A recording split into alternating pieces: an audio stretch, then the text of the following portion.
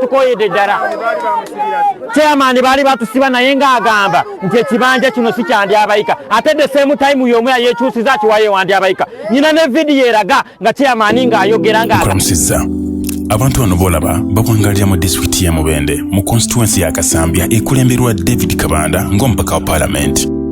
Abantu abawangalira ku kyalo kino kye bayita Ntunda LC1 bagamba nti kunaku lw'okulonda mu kalulu akasooka mu kulonda chairman wa LC1 balonda omukulembeze waabwe naye si gwe baalangirira ng'eyali ayiseemu. Ne ndi munyiivu okujja okulonda wano ku Ntunda LC1 ne tudda mu mugongo gwa Fred Ndayisaba John. Imagine abantu abazijja okulondesa ne batukuba mu kusasirimu ayali ayina emundemu abali balondesa ne batwala ebipapula byaffe mu butuufu ne tugwa kutaka okugenda okudda kungurunga akalulu bakavuruze tetukyalaba n'omu ne tudduka kugombolola okudduka okugenda okutuukayo nti mugende ku district tuddusa n'amagulu abiri abantu twayekunganya mu bungi era batulina ne twagenda okutuuka nti akalulu mu kalulu ka LC1 kalimu abantu babiri nga mu kalulu kano mwalimu Fred Ndayisaba John ku sani chairman yaliko gwe bayita Nicholas. Abatuuze balaga mwami Ndayisaba John Fred yafuna obululu 164 so nga omukulu Nicholas yafuna obululu 10 ku lunaku lw'okulonda abatuuze wano ku Ntunda bajja mu bungi mu namba mpitirivu ne tulonda akalulu naye ku ssaawa y'okubala akalulu omuwendo gw'obululu chairman Ndayisaba Fred gwe yali ayina bagukwata ne bagugabira mu nakibiina kya NRM. So kati awo abantu ne bavayo ne bagamba no tetugenda kukkiriza ne bino bo bennyina abaali balondesa ne bakola olukujukuju ne babuzaawo empapula.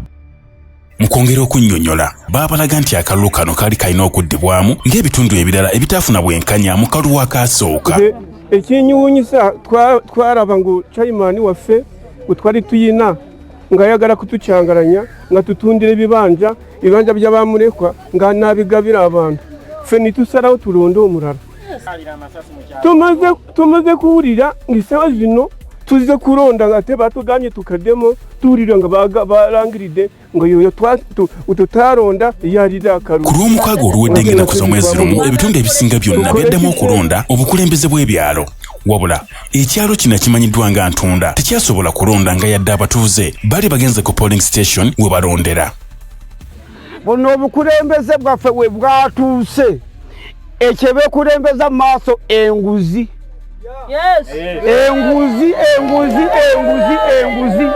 Enguzi. Kati ebana bachaimani baffe abakadde okubeera nga batubuzaabuza bwe yeetolola kugenga agenda nga kugombolola engayiwayo sente jjukira sente zaayiwayo zali abahika mukitegeera bulungi kateera echaimani Nicholas n'okuba engalemedde ku bufuzi amanyi akalulu bwe kamusuula bajja musiba. Kati kwagala Nicholas atufuge ku mpaka ate nga twakoye atulekere emirembe tubeere chairman waffe Fred kati ye Nicholas ne tiimu ye egende kube ebikande batasule ndyabayika mukitegedde batulekere emirembe.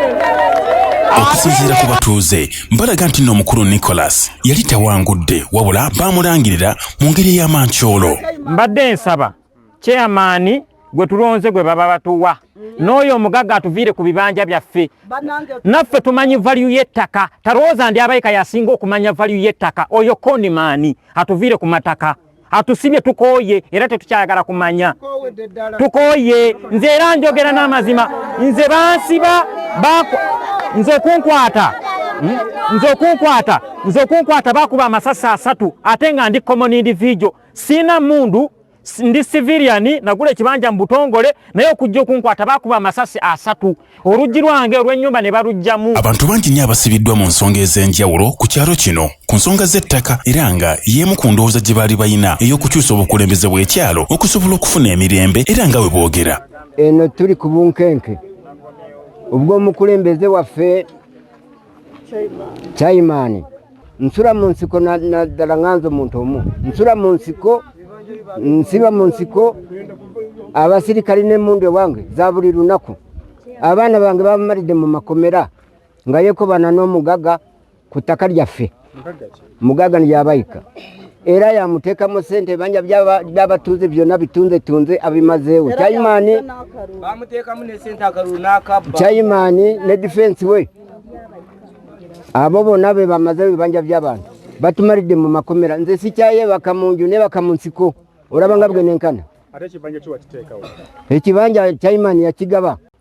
Batusibye Kaweeri ne chairman ne defense naye ate kyewunyisa defense kati yekyusiza alina omugaga ndi abayika era kati be bamaneja bandi abayika ne Narugo Nazaala wange kyokka yennyini yasayininga ku stamp yaffe y'ekibanja naye mbadde mukomera nabeera mukomera emyezi emeka ena by the way nakasasula bondi emirundi 3 nakusasula obukadde 4 era ndaba nkooye neewuunya nsaba mutuyambe ekibanja kyange kireme kugendera bwereere.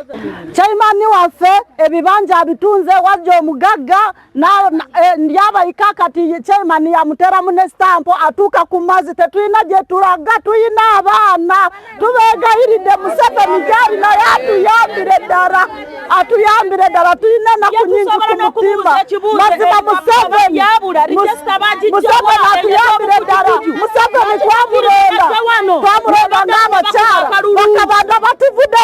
abatuuze balaga nti obukulembeze obw'ekyalo bukulu nnyo mu nteekateeka z'ekyalo n'enkulaakulana z'ekyalo era nga bagamba nti obalonda omukulembeze w'ekyalo gwe beeyagalidde yasobola okubakulemberamu n'okubawa enteekateeka ennungi ng'ekyalo. Erosiwaano naakafugako emyaka 6 naye bwe naavuddeko twafuga mu mirembe bwe navaako abayingiddeko batandise okutukyankalanya. Omusajja Chairman Nicholas atutaddemu omugaga atuvuruga esente bamuwa okwogerako abasajja mukomera kubasiba ono omusajja bamusiba Katonda afiire n'oyo omusajja abatabani babano bakavaayo eggulu babadde basibye. Amazima gali nti mutuyambe gavumenti gye tulimu tumaze emyaka tuli ba NRM ffenna batuyambe akalufa bakabaha tibakeewa Museveni emyaka gyamazeewo nga tumuronda naye batuyambe. Ekyalo ky'Entunda kiraga nti omukulembeze gwe baalonda si gwe baalangirira era nga bw'ozze olaba. Ndayisaba John Fred agamba nti agezezzaako okutambula mu offices ez'enjawulo wabula nga tafunye bwenkanya nga ne ku Lwomukaaga yagezaako okugenda ku office ya Electoral Commission wabula yasanga biggalidde munda era n'akoma ku muggalo.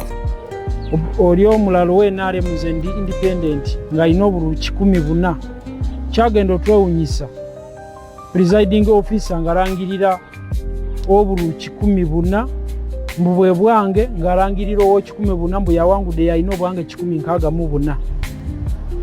Siri musanyufu olw'ekyo ne twekubira enduulu twatuuka ku isi ne batugamba akalulu kaakuddamu kyatwewunyisiza olunaku lw'eggulu nga batukubira nti results zirabise ate nga zaabula wali eri.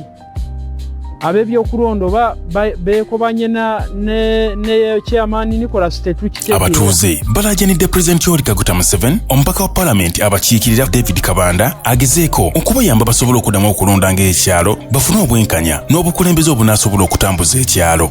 Amanya agange yenze Butyampa Matyansi naye tubadde tusaba byonna ebisinga babyogeddeko naye ate ffe tetuli ku gundi tetuli ku fulaga ye NRM ennyuyi gye yeesibako asigaze fulaga ye ffe twagala sitampu ya LC ekyalo ekyaffe kisobole okufuna obwenkanya mu bye twagala ng'abatuuze naye abasinga kati ye nga ye yeekulembeza nnyo kiri nti olw'okuba ye chairman waakye w'NRM asigaze fulaga ye atuwe sitampu naye era nga takoze ekyo kutuwa sitampu ffe wano nga ku LC Ntunda emirembe tewali era kabangali tezigenda kuva kujja kuno lwa misango egyo gye mujja okubeera nga muwulira egyekulemberwa mu batuuze okwemulugunya kususi omusajja tagenda tufugira ku abatuuze bagamba nti mwami Nicholas akolaganye nnyo n'omwami gwe wayisa ndi abayika omugagga ali ku kyalo kino okubagobaganya ku ttaka n'okusiba abantu abasinga obungi abavaayo okwogera amazima ku nsonga zaabwe.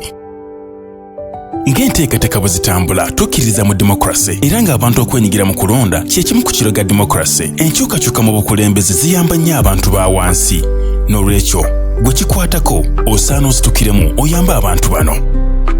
Batubuulire gavumenti etuyambe bwebala nga yali eyagala NRM lwaki yalesewo abantu batiŋŋane ng'ate ng'ebadde eyagala NRM. Gavumenti etuyambe ng'ekyalo ky'Entunda era twagala gavumenti etuyambe bweba bakabanda bajje batuyambe kubanga ffe twabalonda era tulumiriza nga bagamba mbu tuli banuupu. Tetuli banuupu, waba twazenga independent twagala ekyalo ky'Entunda gifune emirembe n'obwenkanya. BMC, we connect you to the digital world.